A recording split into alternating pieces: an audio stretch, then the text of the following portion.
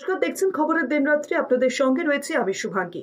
প্রধানমন্ত্রী নরেন্দ্র মোদী গতকাল অর্থাৎ শুক্রবার আরব আমিরশাহিতে একটি সংক্ষিপ্ত সফরের জন্য যান। তবে সেই সংক্ষিপ্ত সফর থেকেই উঠে আসছে ভারতের জন্য বড় সাফল্যের খবর। কি সেই খবর, সেই বিষয়টি আপনাদেরকে জানাবো এই শর্টসের মাধ্যমে। ভারত ইউএই সম্পর্কে এবার নতুন মাইলফলক। ঠিক কি মাইলফলক? ভারতে এবার বিপুল তেল মজুত করবে সংযুক্ত আরব আমিরশাহী।